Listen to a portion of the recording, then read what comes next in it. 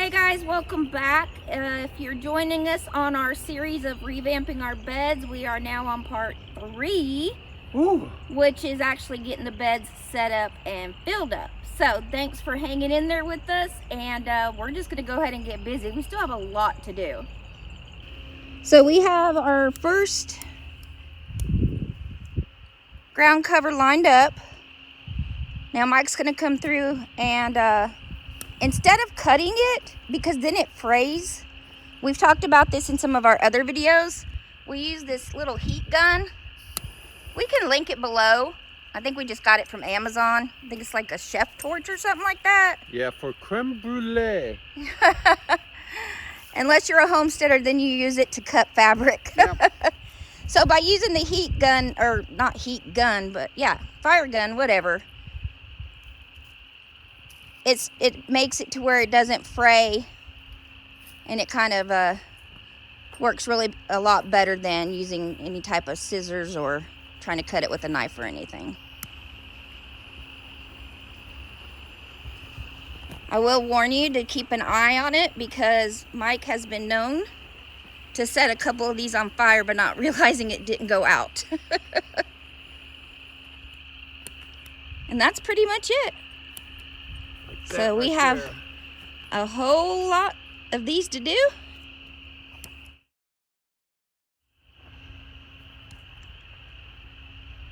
Thank goodness it's a bright, sunshiny day. Yep, and we'll just staple her down.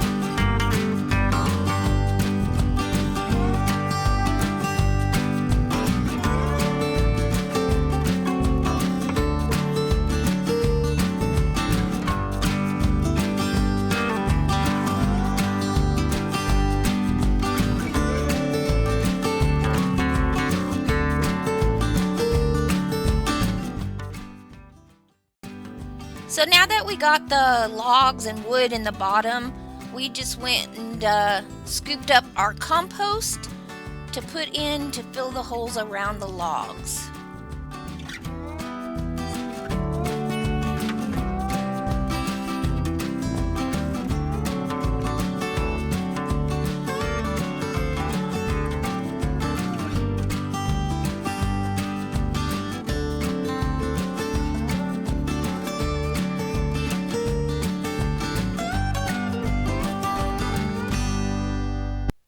So when Mike had to stop to cut up some more logs for the next set of beds, I went ahead and started working on cleaning out and getting stuff out of the way so that we could use as much of our old garden soil out of our raised beds that I could.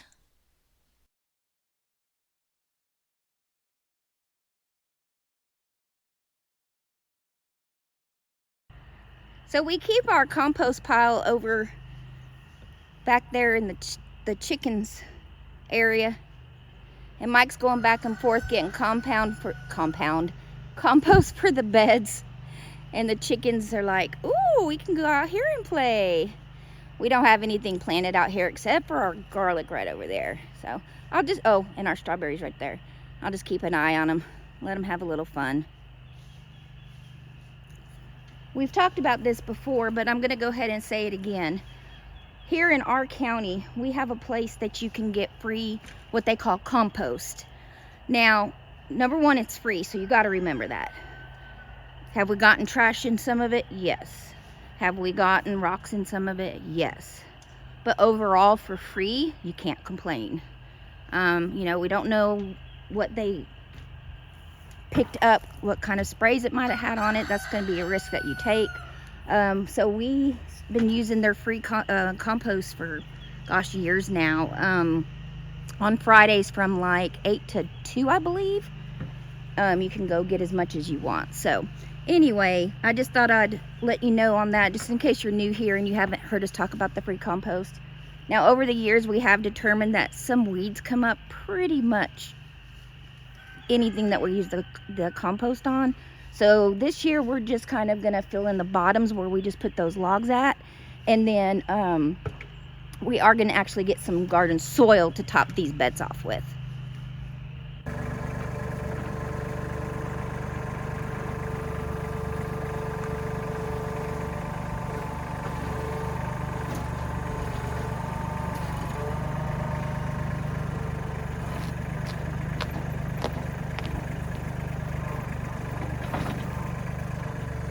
So the plan is that we're gonna go ahead and take the dirt out of these beds, the good soil that we've been growing in, and we're gonna top off the middle row there, since we can't get to it with the tractor once we put the next row of beds in. So we're gonna top those off with the soil we have here. And then that way we can go ahead and do the next row.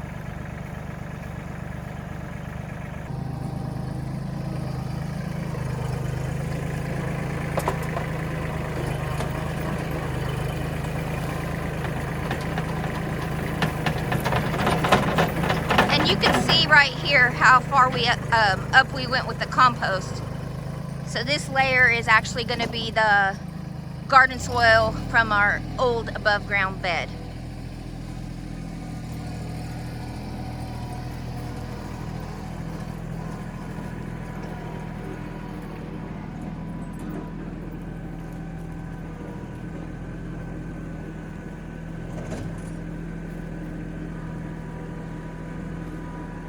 Hoping y'all can see.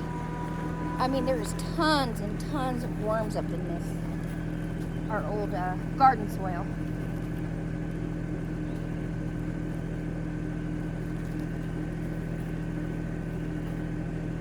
Wow.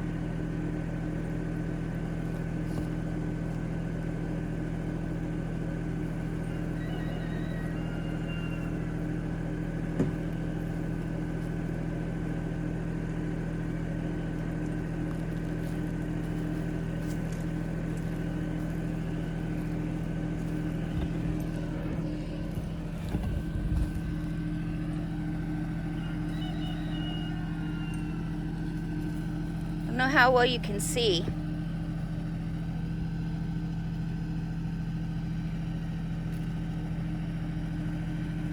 Oh my goodness, there's a huge one. Let's see.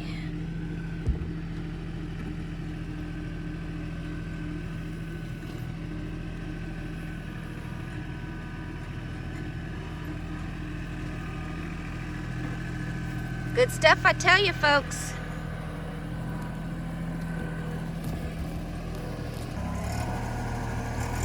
So believe it or not, all that wood we had stacked over there for him to cut down, we've already went through it. And we have, let's see, so these front beds here, we didn't even get enough wood for one of those of what we had left. And then we're gonna have 2 more beds here and here. They're gonna be the shorter beds, but still. So Mike's gonna have to head out and try to find us some more wood to put in the bottoms. So as Mike's cutting down the wood, I've been cleaning out these above ground beds that we have used for the last, 10 years or whatever. And so we're able to use that soil. And surprisingly, in a good way, each bed is topping off one of our large beds over here. So it's working out pretty dang great. We like when that happens. You guys, we have been hard at it for like 4 days. Is that right? I don't even know anymore how many days. It's Friday now, so I think 4 days. And yeah, we are fixing to call it for today. It's almost 4 o'clock, and that's usually when we like to stop and just relax together and sit outside and talk. So we're gonna call it quits for today. I think we're gonna go ahead and move the last 2 beds onto it, but we won't be doing any filling or anything like that until we'll hit the ground running in the morning again once it warms up just a little bit. Even though we're having like the 70s in the afternoons, we're having like 30s in the morning still. So we usually wait till about 9ish or so. It's usually been pretty warm by then to come on out and get started. So all right guys, we will see you tomorrow.